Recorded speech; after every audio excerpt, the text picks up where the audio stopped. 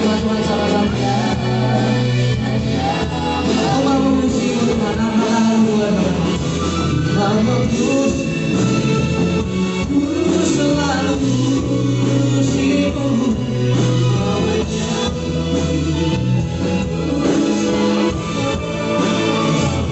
Kau yang layak terima semua usia kemuliaan hanya bagi Tuhan. Kau yang layak Tuhan, kau yang layak terima semua usia kemuliaan hanya bagi Tuhan Yesus yang pimpin, Tuhan Yesus yang urapi, Tuhan Yesus yang beri hikmat, sehingga hanya kebenaran firman Tuhan Yesus yang memerdekakan, tersampaikan pribadi lepas pribadi, tidak terlewatkan seorang pun untuk dipuaskan oleh air hidup kebenaran-Mu Tuhan Yesus. Di dalam nama Tuhan Yesus setiap kita katakan amin. Shalom. Menaruh pikiran dan perasaan yang terdapat juga dalam Kristus Yesus. Ayat yang ke-6 di sana, yang walaupun dalam rupa Allah tidak menganggap kesetaraan dengan Allah itu sebagai milik yang harus dipertahankan. Ayat yang ke-7 kita baca, melainkan telah mengosongkan dirinya sendiri dan mengambil rupa seorang hamba dan menjadi sama dengan manusia. Dan dalam keadaan sebagai manusia, ia telah merendahkan dirinya dan taat sampai mati, bahkan sampai mati di kayu salib. Ayat yang ke-5 ada terjemahan bahasa Inggrisnya, bisa tolong dibantu. Terjemahan bahasa Indonesia katakan, hendaklah kamu dalam hidupmu bersama menaruh pikiran perasaan yang terdapat juga dalam Kristus Yesus. Jadi let this mind be in you which was also in Christ Jesus. Jadi mind, pikiran yang ada dalam hati pikirannya Tuhan Yesus ada dalam hati pikiran saudara dan saya. Bagaimana hati pikiran Tuhan Yesus bisa ada di dalam hati pikiran saudara dan saya? Saudara hanya bisa mengenal hati pikiran seseorang kalau saudara walk with him, talk with him, amin. Knowing his goal, saudara semakin berjalan bersama dia, saudara semakin berbicara dengan dia, saudara semakin tahu apa yang menjadi tujuannya, saudara akan semakin menangkap isi hati dan pikiran orang itu. Dan bukan hanya menangkap, tapi itu benar-benar membawa impact dan membentuk kita. Amin. Saudara, jadi bagaimana kita bisa mengenal hati pikiran Kristus? Saya bisa sampai di titik ini semua karena anugerah Tuhan Yesus yang sering kali saya saksikan. Saya sempat rusak dari Tuhan. Mungkin saya menerima hukuman dari Tuhan. Saya gak layak di hadapan Tuhan. Saya memiliki mindset yang keliru tentang Tuhan. Ketika saya memiliki mindset yang keliru tentang Tuhan, saya memiliki mindset yang keliru tentang diri saya. Karena kita diciptakan menurut gambar dan rupa Allah. Amin. Dan ketika saya mulai baca kitab Matius, Markus, Lukas, Yohanes, hamba Tuhan itu cuma katakan, dari mana saya mau mengenal Tuhan Yesus? Dia cuma katakan begini, baca dulu start dari kitab Injil. Matius, Markus, Lukas, Yohanes. Kalau saudara sudah selesai sana, teruskan dengan kitab yang lain. Baca perjanjian lama. Karena perjanjian lama segala peristiwa, gambaran, bayangan, nubuatan menunjuk pada pribadi Tuhan Yesus. Ketika saya baca, satu hal yang saya terima. How Jesus loves me. Betapa Tuhan Yesus sangat mengasihi saya. Sehingga di situ iman untuk percaya mulai tumbuh. Tuhan Yesus mengasihi saya, tidak menghukum saya, mengampuni saya, memulihkan hidup saya. Ada tujuan Tuhan dalam hidup saya. Amin. Kenali pribadi Tuhan Yesus dan gak bisa enggak hanya melalui kebenaran firman-Nya. Karena isi hati Tuhan Yesus sudah dinyatakan di sini. Amin. Memang ada waktu di mana Tuhan menyatakan revelation-Nya, pewahyuannya secara pribadi dalam panggilannya kepada orang-orang tertentu. Tapi seluruh hati pikiran Tuhan Yesus sudah tertuang di sini. Amin. Beri waktu buat kebenaran firman Tuhan. Mari kita lihat di sana. Apa sih hati pikiran Kristus itu yang kita kenakan? Pikiran Kristus yang bagaimana sih? Begitu banyak, tapi dalam perikop Filipi 2 ayat 5-8 ini kita akan belajar 5 poin. Bisa dibuka 5 poin di sana. Yang pertama, pikiran Kristus itu berkorban. Yang kedua, taat kepada kehendak Bapa di sorga. Yang ketiga, kesatuan. Goalnya, amin, itu kesatuan. Yang keempat, mercy, compassion, full of compassion, belas kasihan. Yang kelima, kerendahan hati. Begitu banyak kalau dijabarkan, nggak akan selesai 1 tahun pun 24 jam sehari untuk menyatakan. Tapi dari Filipi 2 ayat 5 sampai 8 ini kita tarik 5 poin ini. Yang pertama berkorban. Mari kita lihat. Ayat yang ke-6. Yang walaupun dalam rupa Allah tidak menganggap kesetaraan dengan Allah itu sebagai milik yang harus dipertahankan. Melainkan telah mengosongkan dirinya sendiri. Dan mengambil rupa seorang hamba. Dia menanggalkan. Amin. Di sana dikatakan mengosongkan dirinya sendiri dan mengambil rupa seorang hamba dan menjadi sama dengan manusia. Kalau saudara baca kitab Mazmur, saudara akan menemukan di sana bagaimana pemazmur begitu mengagungkan Tuhan. Allah pencipta langit dan bumi, Allah yang berkuasa atas bintang semesta, Allah yang berkuasa atas samudera raya dan sebagainya, Allah yang dahsyat luar biasa. Saudara kalau baca kitab Mazmur akan menemukan betapa dahsyatnya, betapa agungnya dan betapa perkasanya Allah kita. Dan Allah yang sama, yang rela mengorbankan dirinya buat saudara dan saya. Tuhan Yesus rela tinggalkan sorga hanya dengan satu tujuan, di sorga ada saudara dan saya. Tuhan Yesus nggak mau di sorga nggak ada saudara dan saya. Itu sebabnya dia rela mengosongkan dirinya, bahkan bukan hanya mengosongkan dirinya, tetapi dia mengambil rupa seorang hamba dari Allah yang luar biasa. Kalau saudara baca kitab Mazmur, Allah yang diagungkan, Allah yang dipuji, yang dahsyat luar biasa, menjadi seorang hamba yang diludahi, dicaci maki, dihina, diburu, mau ditimpuki batu, dikata-katai, dihujat dan sebagainya.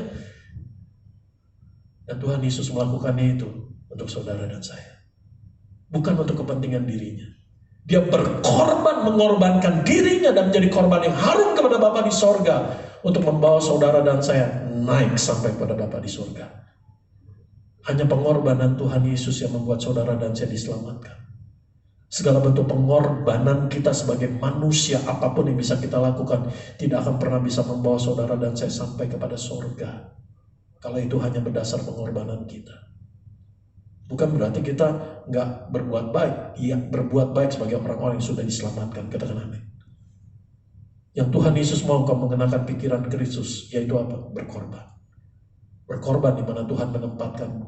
Di lingkungan keluargamu. Engkau sebagai suami, sebagai istri. Bukan untuk saling menjadikan korban, tapi saling berkorban. Katakan amin. Dan ketika saya merenungkan kebenaran firman Tuhan Yesus ini berkorban, apa yang Tuhan taruh di hati saya? Berkorban, even bahkan ketika engkau pun dijadikan korban, tetap berkorban. Amin. Dan jangan hitung untung rugi ketika saudara dan saya berkorban. Sekalipun orang menganggap bodoh kamu, buat orang itu kamu mau berkorban, tetap berkorban. Jangan memandang penilaian orang lain. Jangan berpikir bodoh untuk berkorban buat orang yang gak layak saudara untuk berkorban. Tetap berkorban. Katakan amin. Karena yang balas adalah Bapamu di sorga. Amin. Kenakan pikiran Kristus itu. Siapakah kita? Sehingga Yesus Tuhan mau mati dan bangkit buat saudara dan saya. Amin.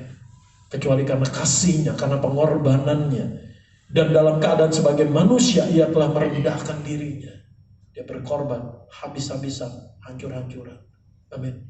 Di mana Tuhan menempatkanmu, di lingkungan usaha pekerjaanmu, di lingkungan pelayananmu, di lingkungan sosialmu. Engkau sebagai sepupu, engkau sebagai keluarga besar, engkau sebagai adik, sebagai kakak, sebagai orang tua, sebagai anak.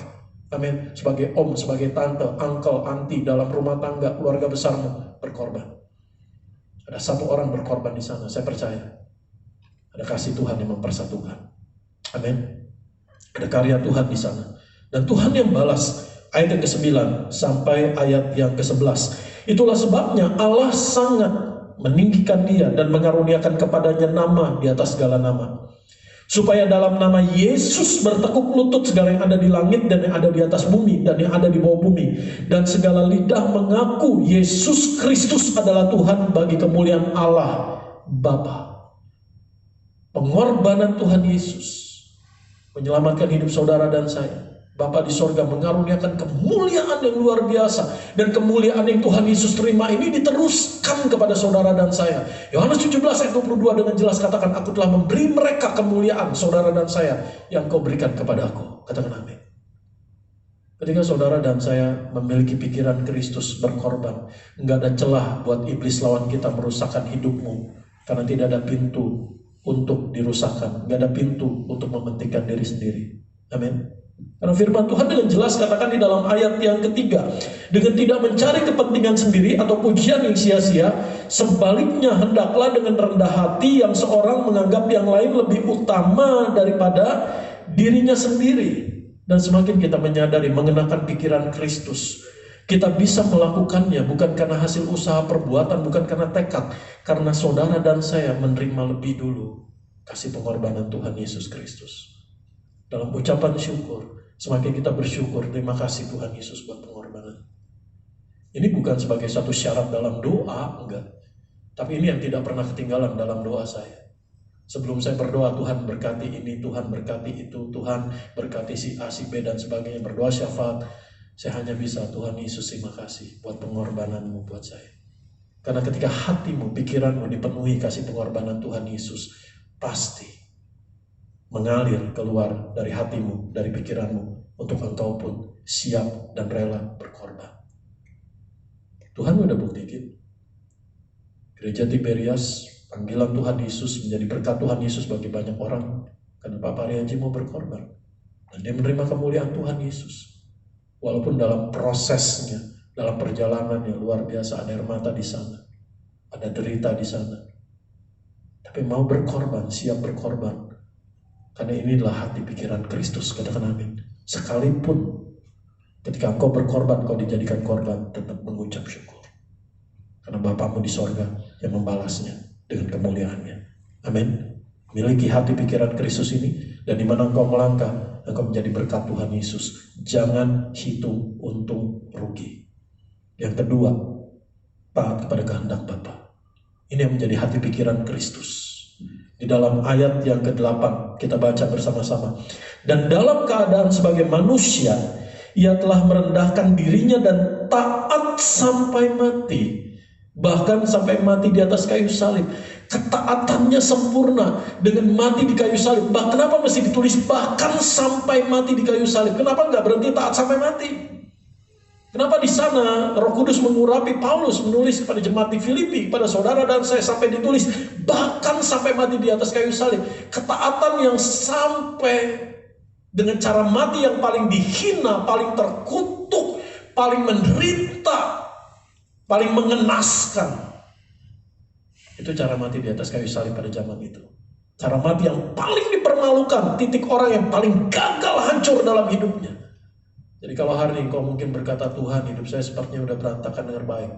Karena ketaatan Tuhan Yesus, hidupmu yang berantakan dipulihkan. Karena Tuhan Yesus sudah memilih, mengambil keputusan, berkorban buat saudara dan saya. Ambil cara mati yang paling berantakan, paling hancur, untuk membawamu bangkit dari segala keadaanmu, dikasihi, mengalami disayang Bapa di sorga. Amin. Taat kepada kehendak Bapa di sorga. Dan kalimat ini saya berdoa yang menjadi juga teladan yang Tuhan Yesus lakukan buat saudara dan saya. Biar kehendakmu yang jadi, bukan kehendakku. Ada banyak hal dalam hidup kita, bahkan ketika kita berdoa, kita berusaha untuk mendirect Tuhan. Tuhan, kalau bisa begini ya, Tuhan tolong ini ya, tolong itu ya.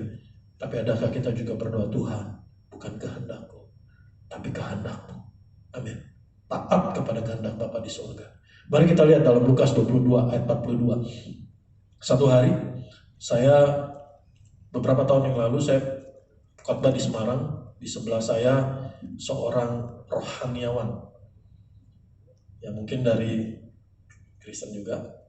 Lalu dia tanya sama saya, mau kemana? Ya udah kita ngobrol sebentar. Saya bilang saya mau pelayanan di gereja di Semarang, gereja Tiberias. Langsung pertanyaan smash dilancarkan. Dia cuma nanya gini, kenapa Tuhan Yesus di Taman Getsemani berkata, bukan kehendakmu yang jadi, melainkan kehendakmu. Apakah kehendak Tuhan Yesus nggak mau mati di kayu salib? Apakah kehendak Tuhan Yesus berbeda dengan kehendak Bapa di sorga? Saya berdoa sebentar dalam hati saya, dan berdoa, Tuhan Yesus tuntun saya, beri saya hikmat. Mari kita lihat dalam Lukas pasal 22 ayat 42. Lukas pasal 22 ayat 42. Di sana dikatakan demikian. Juga dicatat di dalam Matius. Lukas 22 ayat 42. Saya akan buka, saya akan bacakan, kita baca bersama-sama. Ini konteksnya di mana? Di Taman Getsemani. Dalam keadaan yang bagaimana? Dalam keadaan tekanan yang demikian hebatnya. Lukas 22 ayat 42. Kita baca 1, 2, 3. Ya Bapakku, jikalau engkau mau, ambillah cawan ini daripadaku. Tetapi bukanlah kehendakku, melainkan kehendak-Mu lah yang terjadi. Kenapa Tuhan Yesus mengatakan ini? Apakah kehendak Tuhan Yesus berbeda dengan kehendak Bapa di sorga? Sama sekali tidak. Bahkan Tuhan Yesus katakan dalam Yohanes 4, makananku ialah melakukan kehendak Bapakku. Tuhan Yesus nggak bisa hidup kalau nggak melakukan kehendak Bapaknya. Amin. Lalu kenapa Tuhan Yesus mengatakan ini? Ini di Taman Getsemani, proses penebusan dimulai dari kelahiran Tuhan Yesus. Amin. Dan juga di Taman Getsemani. Jadi bukan hanya bicara di titik klimaks di kayu salibnya, di Taman Getsemani proses penebusan itu terjadi. Dan perkataan Tuhan Yesus ini merupakan redemption word, perkataan penebusan dari dosa apa yang terjadi di Taman Eden. Ketika manusia mula-mula Adam dan Hawa katakan, bukan kehendakmu, kehendakku yang jadi. Manusia tidak taat kepada kehendak Allah, mengikuti kehendaknya sendiri. Tapi di Taman Getsemani itu redemption word ini diproklaim, dideklar buat saudara dan saya. Tuhan Yesus dalam keadaan sebagai manusia menggantikan saudara dan saya, menebus kutuk dosa mula-mula, menebus dosa kejatuhan pertama, ketidaktaatan dengan redemption word, proklaim penebusan ini. Bukan kehendakku, tapi kehendak-Mu. Katakan amin. Amin. Dan apa yang menjadi kehendak Bapa di sorga? Sehingga saudara dan saya bisa mengenal, bisa mengenakan pikiran Kristus. Kalau saudara tahu goalnya apa, tujuannya apa, kenapa pikiran Kristus ini taat kepada kehendak Bapa di sorga. Mari kita lihat dalam Yohanes pasal yang ke-6 ayat 39. Yohanes pasal yang ke-6 ayat 39. Setiap poinnya hanya mengekspos betapa Bapa di sorga sangat mengasihi saudara dan saya. Katakan sama saya, Tuhan Yesus sangat sayang saya. Amin. Yohanes pasal 6 ayat 39. Saya bisa berdoa untuk mendoakan saudara engkau menjadi sembuh. Dan saya percaya dengan iman anugerah Tuhan Yesus menyembuhkan kita, memulihkan keadaan. Tapi iman itu akan timbul, iman itu akan tumbuh dan mekar dalam hatimu, dalam hidupmu. Kalau engkau dimulai dengan mindset yang benar, betapa Yesusku sangat mengasihiku. Katakan amin. Dan setiap poin ini mengekspos betapa Tuhan Yesus sangat mengasihi kita. Yohanes pasal yang ke-6 ayat 39. Dan inilah kehendak Dia yang telah mengutus aku, yaitu supaya dari semua yang telah diberikannya kepadaku jangan ada yang hilang. Kalau dalam terjemahan bahasa Inggrisnya dikatakan do not let be perished. Tidak akan dibiarkan dirusakkan, tidak akan dibiarkan terhilang. Katakan amin. Amin. Ayat yang ke-39 di sana. Tetapi supaya aku bangkitkan pada akhir zaman. Sebab inilah kehendak Bapakku, yaitu supaya setiap orang yang melihat anak dan yang percaya kepadanya beroleh hidup yang kekal, supaya aku membangkitkannya pada akhir zaman. Taat kepada kehendak Bapa di sorga. Kalau saudara tahu goalnya bukan untuk kepentingan Allah, tapi untuk kepentingan saudara dan saya, untuk engkau hidup kekal di sorga, dibangkitkan pada akhir zaman, kita mau taat kepada kehendak Bapa di sorga, tidak menukar kemewahan dengan damai sejahtera. Ada banyak orang memaksakan diri dalam kemewahan tapi kehilangan damai sejahtera. Amin. Memiliki prioritas yang benar, memiliki nilai yang benar. Amin. Dan juga tidak menukar kenikmatan sementara dari dunia dengan keselamatan kekal yang Bapa di sorga rancangkan. Tujuannya dalam hidupmu membangkitkan kita pada akhir zaman. Kalau kekekalan sudah Tuhan Yesus selesaikan di atas kayu salib, sudah selesai. It is finished. Apanya yang finish? Segala kehendak Bapa di sorga buat saudara dan saya. Bagaimana mungkin Dia tidak membangkitkanmu dari segala keadaanmu hari-hari ini? Kalau saudara tahu goalnya, amin. Saudara mengenakan pikiran Kristus, taat kepada kehendak Bapa di sorga, hidupmu pun berjalan dalam ketenangan. Karena tidak mengikuti cara kita, tidak mengikuti kehendak kita. Ya memang keputusan-keputusan kita yang ambil, tapi saya percaya selalu ada cara Tuhan Yesus menuntunmu mengambil keputusan ketika kita mau katakan, Tuhan bukan kehendakku, tapi kehendak-Mu. Walaupun itu kadang mengorbankan, perasaan dan sebagainya, tapi belajar taat kepada kehendak Bapa di sorga. Goalnya saudara dan saya dibangkitkan pada akhir zaman. Dan dalam perjalanannya, apapun keadaanmu, engkau juga mengalami dibangkitkan dari segala keadaanmu. Katakan amin. Yang ketiga, kesatuan. Ini yang ada dalam hati pikiran Kristus. Ini yang Tuhan Yesus mau kenakan pikiran Kristus ini, kesatuan. Tuhan Yesus hancur-hancuran, berkorban di atas kayu salib, melakukan kehendak Bapa di sorga, dengan juga tujuan apa? Membawa kita satu dengan Bapa di sorga. Tuhan Yesus katakan, aku dan Bapa adalah satu. Amin. Dan mari kita lihat di dalam Filipi pasal 2 ayat yang ketiga. Filipi pasal yang kedua ayat yang ketiga. Kita baca. Filipi pasal 2 ayat yang kedua. Filipi pasal 2 ayat yang kedua. Seorang hamba Tuhan juga menuliskan pesan ini sebagai hadiah di hari pernikahan saya. Ada kesatuan di dalam rumah tangga. Dan ketika ada kesatuan, ada berkat kehidupan dari Tuhan. Mazmur 133 menyatakan, di mana ada kesatuan, di mana ada kerukunan di dalam keluarga, di situ Tuhan memerintahkan berkatnya kehidupan. Jadi kalau ada orang doa, minta didoakan, Pak tolong doakan keluarga kami dipulihkan, diberkati, bebas utang-utang. Jawaban saya sederhana. Mulai satu, hidup rukun. Ketika engkau keluarga hidup rukun di dalam kesatuan, di dalam kasih Tuhan Yesus. Enggak ribut gara-gara duit. Enggak saling menyalahkan, siapa yang jadi kambing hitam, kambing putih. Siapa yang salah, siapa yang benar. Rumah tanggamu bukan ruang pengadilan. Rumah tanggamu bukan ruang pemeriksaan, penyidikan atau penyelidikan. Amin. Tapi rumah tanggamu adalah hadirat Tuhan Yesus ada di sana.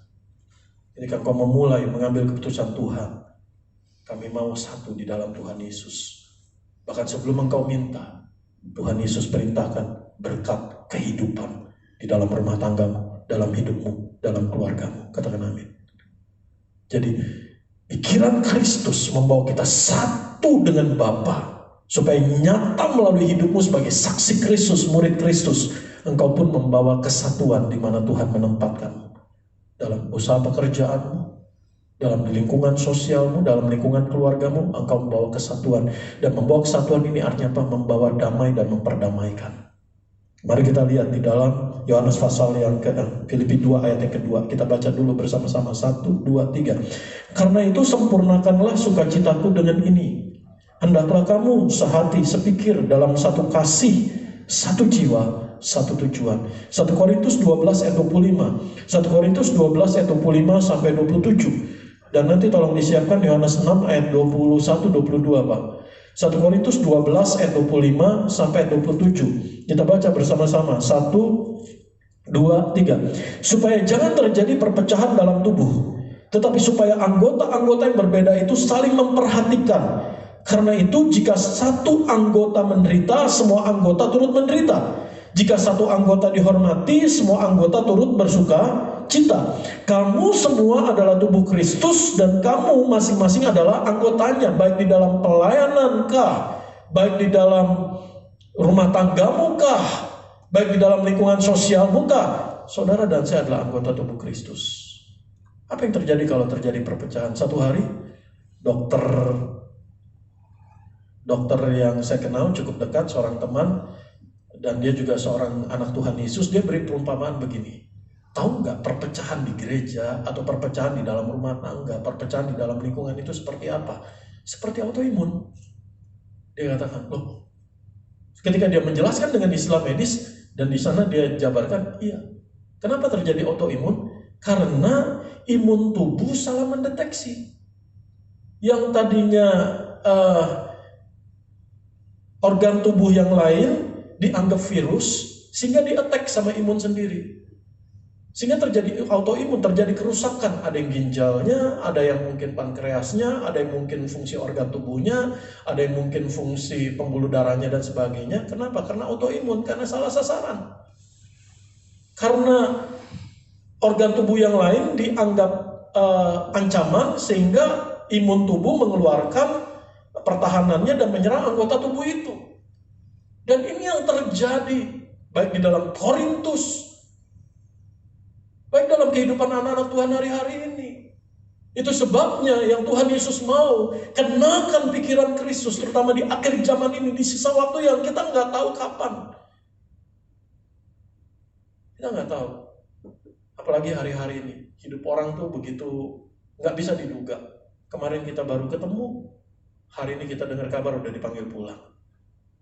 Kenakan pikiran Kristus, ada kesatuan sehingga tidak terjadi apa yang namanya autoimun di dalam kehidupan rohanimu. Amin. Mari kita lihat di dalam Yohanes 17 ayat 21 sampai 22. Bahkan di Taman Getsemani, kalau saudara mau tahu isi hati pikiran Kristus, di Taman Getsemani, dalam keadaan dia begitu tertekannya, ada saudara dan saya disebut di sana, katakan amin. Dan dia tumpahkan hatinya, perasaannya, pikirannya kepada Bapa di sorga. Dan apa yang menjadi perasaan pikiran Kristus buat saudara dan saya? Kembali lagi, dua ayat ini menyatakan how Jesus loves us. Betapa Tuhan Yesus sangat mengasihi kita. Yohanes 17 ayat 21 sampai ayat yang ke-22. Kita baca di sana. 1, 2, Yohanes 17, Pak. Supaya mereka semua menjadi satu, sama seperti Engkau ya Bapa di dalam aku dan aku di dalam Engkau. Agar mereka juga di dalam kita. Supaya dunia percaya bahwa Engkaulah yang telah mengutus aku. Ayat 22. Dan aku telah memberikan kepada mereka kemuliaan. Kemuliaannya Tuhan Yesus loh. Diberikan buat saudara dan saya dengan tujuan apa? Saudara dan saya satu. Yang Engkau berikan kepadaku supaya mereka menjadi satu sama seperti kita adalah satu. Sehingga dengan iman kita bisa katakan tidak ada yang dapat bisa memisahkan saya dari kasih Allah yang dalam Kristus Yesus Tuhan kita. Dan oleh pengorbanan itu darah Tuhan Yesus, Tuhan katakan barang siapa makan dagingku, minum darahku, ia tinggal di dalam aku dan aku di dalam dia. Hati pikiran Tuhan Yesus berkorban buat saudara dan saya, membawa kita kesatuan dengan Bapa di sorga. Sehingga kita mengalami hidup yang tidak terpisahkan Bapa di sorga. Apapun keadaanmu, dengan iman kita percaya bahwa Bapakku di sorga ada bagiku. Dan itu yang memberimu kekuatan bahkan di titik lemahmu. Ketika engkau merasa Tuhan ini udah begitu berat, engkau selalu ingat ada Bapa di sorga menyertaiku. Dalam beberapa hari ini saya mengalami kesulitan-kesulitan, tekanan yang cukup, yang saya nggak bisa ceritakan saudara. Satu peristiwa yang mungkin saya nggak kehendaki terjadi, dan terjadi. Dan ketika saya berseru sama Tuhan, apa yang Tuhan taruh di hati saya untuk memberi saya ketenangan, saya mau sampaikan satu kalimat, you rest knowing Jesus in His best. Apapun keadaanmu hari, mungkin kau sedang mengalami satu tekanan demi tekanan, persoalan, kesulitan demi kesulitan. Rest, tenang. Percaya, knowing, tahu Tuhan Yesus mengerjakan karya terbaiknya. He give us the best. Dia memberi kita yang terbaik. He place us the best. Dia menempatkan kita di tempat yang terbaik. He plan us the best. Dia menempatkan saudara dan saya dalam rencana terbaiknya. Katakan amin. Sehingga kalau kita menyadari kita menerima yang terbaik, ditempatkan Tuhan yang terbaik, dan juga diberikan rencana Tuhan Yesus yang terbaik, apapun yang terjadi tidak akan bisa merusakkan apa yang Tuhan nyatakan ini buat saudara dan saya. Dan kita pun bisa memberi yang terbaik buat orang di sekitarmu yang membutuhkanmu, dan kau menjadi berkat Tuhan Yesus di sana. Membawa kesatuan. Kalau dalam rumah tanggamu, dalam keluarga besarmu sedang ada perpecahan, bawa damai, perdamaikan, bawa kesatuan Tuhan di sana. Kenakan hati pikiran Kristus. Kalau mungkin perpecahan itu melibatkan diri kita, minta maaf, gak usah malu-malu, rendah hati. Amin. Tuhan Yesus saja sampai mengosongkan dirinya buat saudara dan saya. Bukan untuk kepentingan dirinya, untuk kepentingan kita, menyelamatkan kita. Dan juga beri pengampunan, adakan pendamaian. Dan ketika ada kesatuan itu, ada damai sejahtera, ada kelegaan, ada ketenangan kembali memenuhi hidupmu. Amin. Dan ada berkat Tuhan Yesus yang gak bisa dirusakkan tercurah dalam hidupmu. Katakan amin. Karena firman Tuhan dengan jelas katakan, Dia memerintahkan berkat kehidupan. Kenakan pikiran Kristus. Pikiran Kristus apa? Kesatuan. Yang keempat, belas kasihan. Mari kita lihat. Dalam Mazmur 145 ayat 8. Mazmur 145. Yang menarik kalau saudara baca dalam kitab Injil. Yang saya temukan di dalam kitab Injil. Yesus yang saya percayai. Yesus Tuhan yang saudara percayai. Yesus yang sama yang tulis dalam kitab Injil. Sebelum Tuhan Yesus buat mujizat, Sebelum dia menyembuhkan orang buta, sebelum dia membangkitkan orang mati, sebelum dia menyembuhkan orang yang memerlukan penyembuhan dalam kondisi yang incurable, dan gak bisa disembuhkan, hopeless, dalam kondisi yang sangat merana. Sebelum dia memberi makan 5.000 orang lebih, menyediakan kelimpahan di tengah apa yang kelihatannya kekurangan, didahului dengan satu kalimat, lalu hati Yesus tergerak oleh belas kasihan. The same Jesus in the Bible. Yesus yang sama yang tertulis dalam kitab Injil, Yesus yang sama yang ada bagi kita, hatinya selalu tergerak belas kasihan buat kita. Katakan amin. Sehingga ketika engkau semakin mengenal dan mengenakan pikiran Kristus, nggak bisa enggak, nggak mungkin enggak, itu akan mengalir keluar, hatimu pun dipenuhi belas kasihan buat orang di sekitarmu. Katakan amin. Mari kita lihat di dalam Mazmur pasal 145 ayat 8. Saya minta terjemahan bahasa Indonesia dan nanti bahasa Inggrisnya juga. Tuhan itu pengasih dan penyayang, panjang sabar dan besar kasih setianya. The Lord is gracious, full of compassion. Dalam terjemahan bahasa Inggrisnya di sana, full of compassion. Ya walaupun nggak tepat untuk mengatakan material hatinya Tuhan, enggak. Karena Tuhan tidak diciptakan, amin. Dia pencipta. Tapi yang ada di isi hatinya Tuhan, nggak ada yang lain, nggak ada bahan yang lain kecuali belas kasihan, compassion. Full of compassion, slow to anger, and great in mercy. Jadi apapun keadaanmu ketika engkau datang kepada Tuhan, mempercayai hatinya Tuhan, nggak ada yang lain di hatinya Tuhan kecuali apa? Belas kasihannya buat saudara dan saya. Dan engkau menerimanya dengan anugerah Tuhan Yesus. Katakan amin. Jangan punya mindset yang keliru tentang Tuhan. Kenali pribadi Tuhan Yesus. Kenakan hati pikirannya. Dia Allah yang full of compassion. Amin. Yang terakhir, yang kelima, kerendahan hati. Mari kita lihat di dalam Filipi pasal yang ketiga.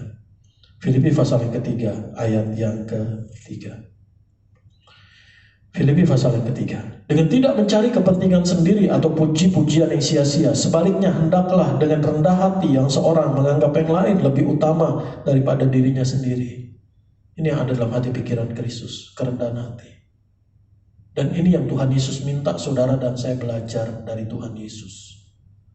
Tuhan gak minta saudara dan saya belajar bagaimana mempraktekkan kuasa. Kuasa Tuhan Yesus itu otomatis built-in ada di dalam saudara dan saya ketika kita percaya dan menerimanya. Katakan amin. Tapi yang Tuhan Yesus minta di dalam proses pembelajaranmu as a disciple, sebagai seorang murid yang belajar, apa yang Tuhan Yesus minta? Lemah lembut dan rendah hati. Dan jiwamu mendapat ketenangan. Katakan amin. Seringkali kita berdoa, Tuhan beri saya ketenangan. Ya, saya percaya Tuhan Yesus tidak pernah diam untuk memberimu ketenangan. Lewat janjinya, firman Tuhan katakan, ketika banyak pikiran dalam batinku, penghiburanmu menyegarkan jiwaku. Amin. Penghiburanmu menguatkanku. Saya percaya Tuhan Yesus pasti nyatakan janjinya, firmannya, kebenarannya untuk ada di hatimu. Roh Kudus akan menyuarakannya kuat tepat pada waktunya dalam hidupmu, untuk engkau memiliki kekuatan di dalam pengharapan akan janji Tuhan Yesus, memberimu ketenangan. Seperti yang tadi dalam keadaan saya yang berat, satu kalimat yang Tuhan Yesus taruh, you rest, knowing Jesus in His best. Satu kalimat yang akan saya teruskan buat saudara. Mungkin kau katakan, Tuhan ini lagi berat banget, Tuhan ini udah terlalu lama, Tuhan ini udah terlalu banyak, saya udah gak kuat lagi. Rest, knowing Jesus in His best. Amin. Dia mengerjakan karya terbaiknya, dia menyediakan yang terbaik buat saudara dan saya. Amin. Kerendahan hati, apa yang Tuhan Yesus minta kita belajar? Matius 11 ayat 29. Matius pasal yang ke-11 ayat yang ke-29. Kita akan baca Matius pasal 11 ayat yang ke-29. Kita baca bersama-sama. 1, 2, 3. Pikulah yang kupasang dan belajarlah padaku, karena aku lemah lembut dan rendah hati, dan jiwamu akan mendapat ketenangan. Ada banyak orang minta doakan, Pak tolong doakan saya berkati berlimpah, angkat saya naik jadi kepala bukan ekor, punya jabatan yang lebih tinggi. Siap gak? Ketika engkau belajar menjadi pribadi mengenakan pikiran Kristus untuk lemah lembut dan rendah hati, kapanpun waktunya promosi Tuhan Yesus, engkau siap. Katakan amin. Amin. Kapanpun waktunya Tuhan Yesus memberkati engkau berlimpah, berkat itu akan semakin membawamu dalam ucapan syukur pada Tuhan.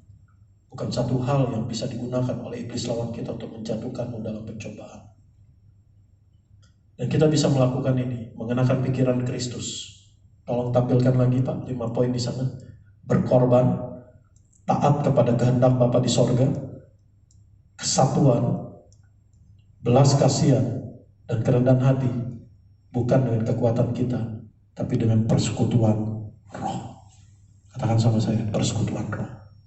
Filipi 2 ayat yang ke-1. Filipi 2 ayat yang ke-1. Mari kita baca di sana. Filipi 2 ayat yang ke-1. Dan nanti tolong Galatia 5 ayat 22 sampai 23 Pak yang terakhir. Filipi 2 ayat yang ke-1. Saya undang pemain musik pemimpin pujian. Ku mau sepertimu Yesus, disempurnakan selalu. Jadi karena dalam Kristus ada nasihat, ada penghiburan kasih, ada persekutuan roh, ada kasih mesra dan belas kasihan. Apa maksudnya persekutuan roh? Kita nggak bisa melakukannya dengan kekuatan, dengan cara kita mengenakan pikiran Kristus, kecuali dengan persekutuan roh. Satu hari Tuhan Yesus ingatkan saya dan mengajar saya. Sebelum saya berdoa syafaat, sebelum saya berdoa untuk keluarga saya, untuk hidup saya, Tuhan tolong ini, Tuhan tolong itu, apa yang menjadi pokok doa dan sebagainya. Satu hari Tuhan Yesus ingatkan saya. Bahkan ketika mulai bangun mata pagi hari, berdoa lebih dulu. Roh Kudus, saya memberi diri dipimpin oleh Roh Kudus. Proklaim persekutuan roh itu setiap hari dalam hidupmu. Roh Kudus, saya memberi diri dipimpin Roh Kudus. Ketika engkau hidup dalam persekutuan roh, Roh Kristus Yesus Tuhan ada dalam kita, Roh Kudus menuntun kita.